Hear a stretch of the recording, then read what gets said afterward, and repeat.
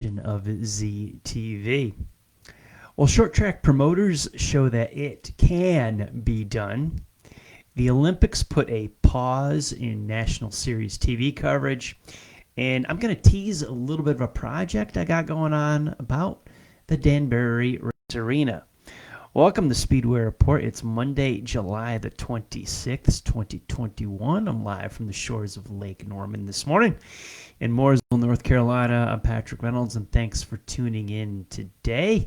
Batman is on the t-shirt. Hopefully I'll be your hero with Monday morning auto race talk.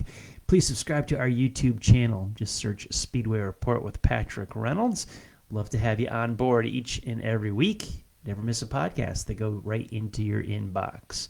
Let's take a trip around the Victory Lane lap and tell you who won what.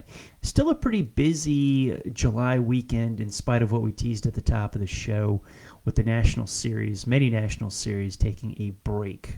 But we'll talk about that tonight too. Let's start in Newton, Iowa.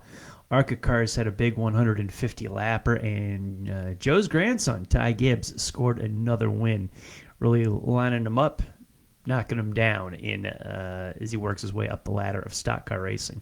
In Sonoma, California, the NHRA was full throttle and a top fuel. Steve Torrance won yet again. That was his third straight run. Robert Height won in Funny Car, Aaron Stanfield in Pro Stock, and Karen Stouffer, former guest on this show, victorious in Pro Stock motorcycles. Lucas Oil late models were in Greenwood, Nebraska for the Silver Dollar Nationals. Kyle Bronson won. Race paid over $50,000 to him. Well, the Outlaw Sprints ran a doubleheader in Williams Grove, Pennsylvania. As always, their midsummer stop there. Friday night, Sheldon Hodge-Child was your main winner. And Saturday, Pennsylvania Posse finally grabbed one this year. Brent Marks defeats the Outlaws. Posse been shut out as of late up in Pennsylvania. USAC Silver Crown was on the pavement on the high banks of Winchester, Indiana last week. Justin Grant won that race, and he also won this weekend in Kokomo, Indiana in the sprint cars. As USAC's Sprint Week opener was held, Grant doubles up with Silver Crown and sprint cars. Craig Von Doren won in small block modifieds in Grandview, Pennsylvania on Saturday night. They've been plagued by rain. It's good to have them get a show in closer to our studios here in Winston-Salem, North Carolina. Tim Brown and Danny Bones split the Twin 25s at the Bowman Gray Stadium. Matt Hirschman took some big money, Matt, at Star Speedway at the SBM 10 race in Epping, New Hampshire. And last night, the Super Dirt Car Series Hall of Fame race in Weedsport, New York. Stuart Friesen won on his birthday check for $10,000. I don't think my grandmother ever put a $10,000 check in one of my birthday cars, but hey, good for Stewie. Great race last night. All right, let's jump onto the television bandwagon and talk about the Olympics. Not necessarily the Olympic results. This is Speedway Report, but how this played into a lot of people's dismay, auto racing fans, their coverage of Major League Series, specifically the NASCAR Cup and Xfinity Series and the IndyCar Series. When schedules were being put together last year or even in previous years, this is not recent, this is a long, long time ago, NBC had the coverage of the Summer Olympics for this year and heading into COVID last year. Some question as to whether they would be held. They were originally going to be held last year. Everything shuffled and postponed, so when we put together this year's calendar, it was tentative that Tokyo Olympics would happen, as like so many things in our lives. We postponed, we made our best guess, that got postponed again. You never know what's going to happen. And in today's day and age, it takes a long time, a lot of planning to put an Olympics game together. With this programming, NBC owning the rights to NASCAR's National Series as well as the IndyCar Series, they built in 2-week broadcast break. NBC's thoroughly covering the Olympics. Many cable outlets, their primary NBC coverage, as well as streaming, all that put together really does a disservice to the auto racing world, or any other sports world for that matter. Now, so we built in a 2-week break, and usually Cup has a midsummer week off or weekend off here as we go through the stretch of the season. IndyCar's kind of hit or miss. They're a little bit It was kidded during the IRL sanctioning days of the intermittent racing league, and they need more. IndyCar definitely needs more regularity and a tighter schedule. I say more events, but let's have a tighter schedule. Understanding this broadcast gap every 4 years for the Summer Olympics. I get it. This is no surprise at how much impact and influence television has on racing and the schedule. Why not?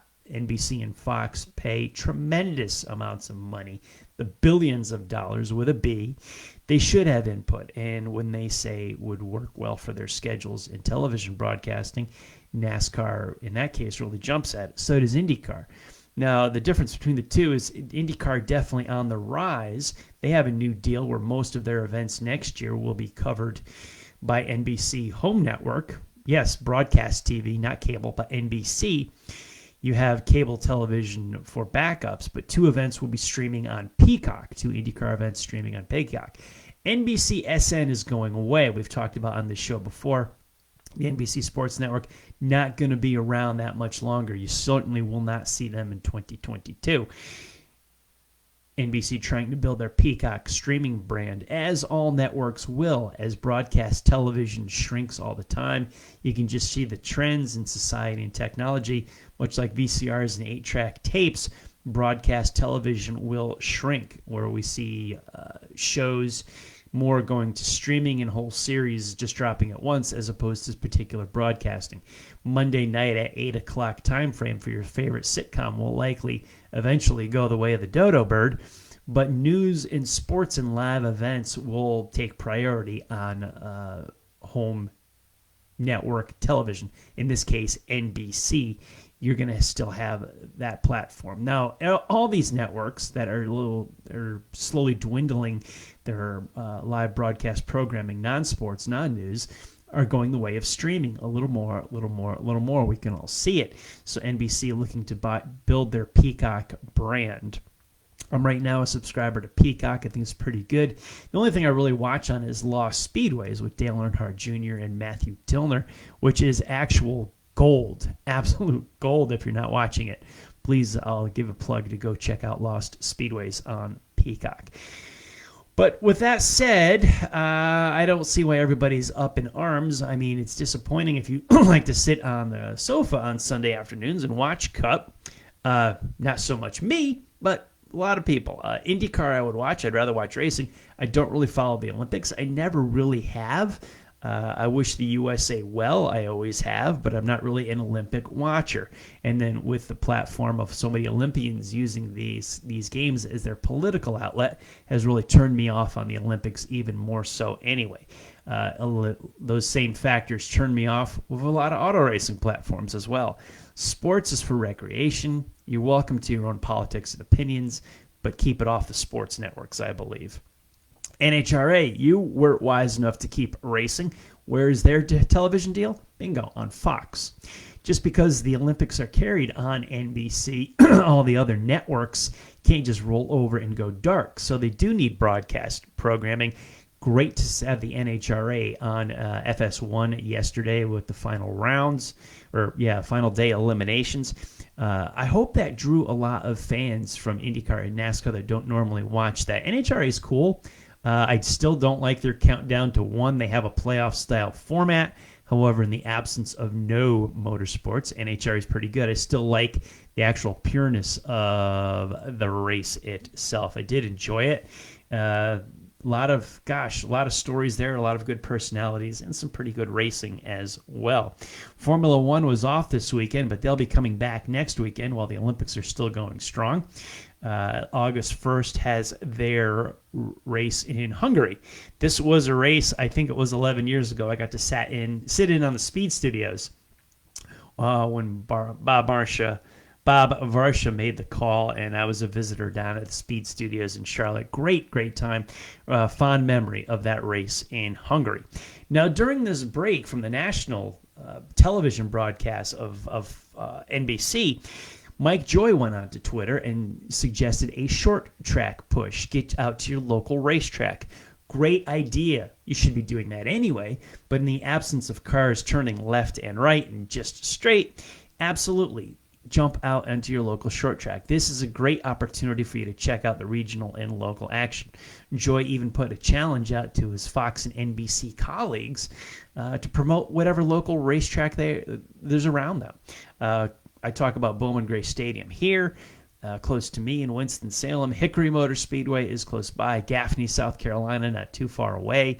There's some pretty good short track racing here in the South. I encourage you to go out and view your local short tracks. So in the comments, why don't you give me a plug and tag your local short track wherever you're watching on social media. Let me know.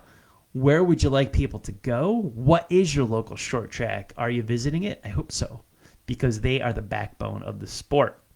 Now, speaking of short tracks, the SBM 10 race promoted by the local guys, Kevin Rice, one of my buddies on Facebook and social media, fellow writer, promoted the 10th annual event, or he's part of the team anyway, up in Epping, New Hampshire at the Star Speedway.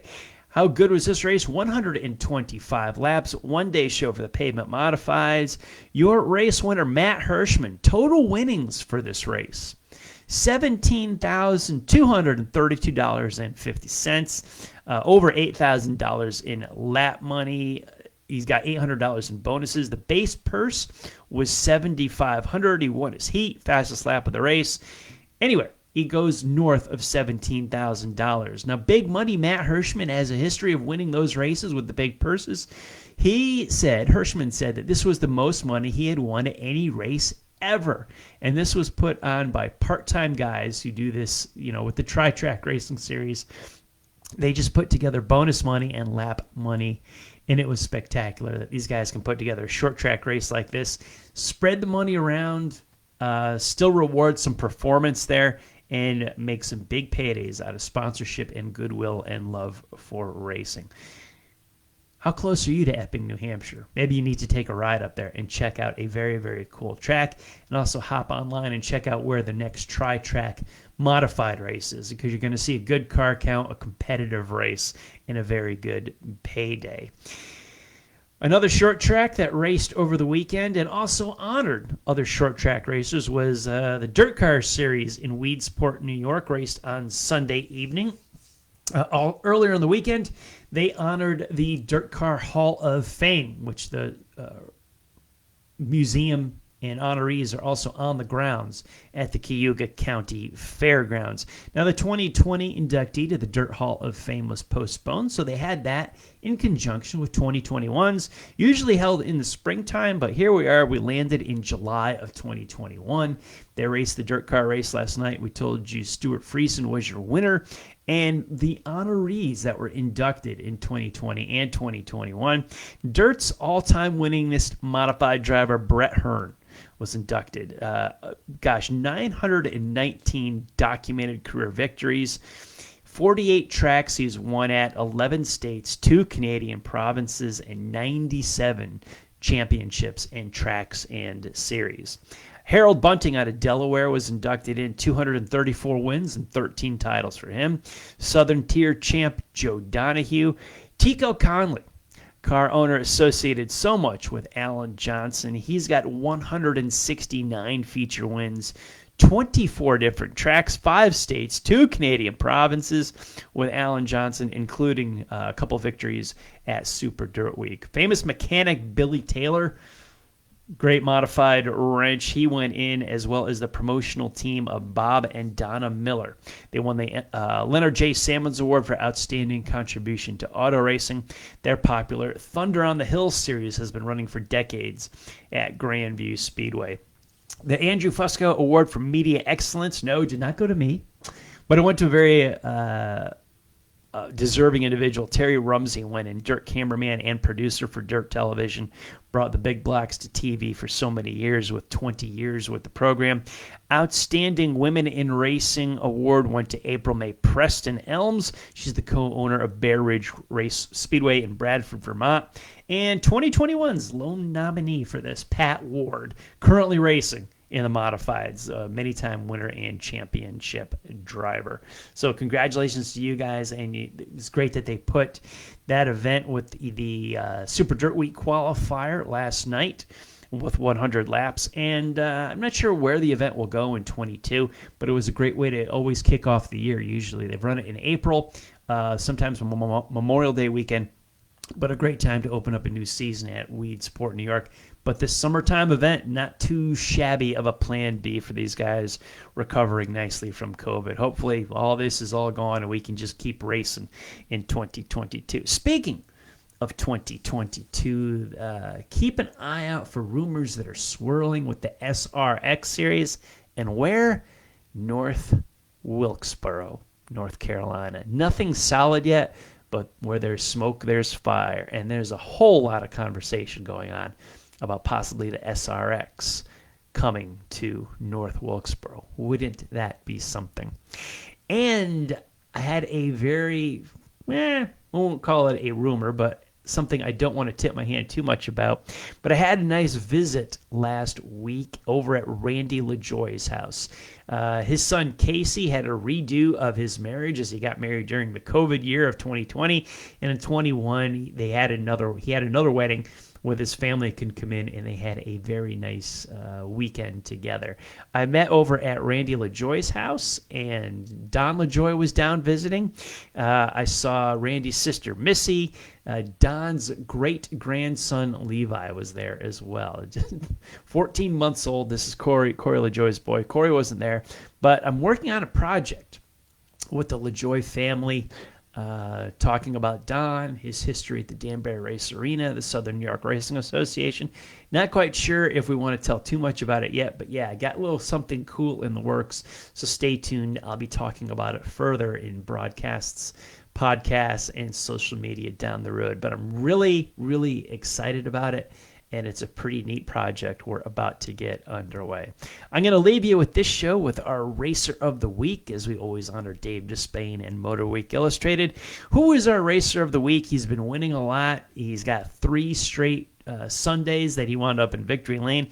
I'm going to give our Racer of the Week this time to Steve Torrance, NHRA Top Fuel driver. He's got 3 straight wins in Top Fuel as he closed out yesterday afternoon in Sonoma with another one. He has not been unstoppable, but is just pretty tough to see as a very dominant run this year so far in NHRA Top Fuel. If you missed any of our past podcasts, please download them at SpeedwayReport.com. On social media, let's start with Facebook at Racers Reunion and at Speedway Report with Patrick Reynolds. On Twitter, I'm at Speedway Report and at Speedway Pat. You can also catch us at RacersReunion.com in the forum. Like I said at the top of the show, subscribe to the Speedway Report channel.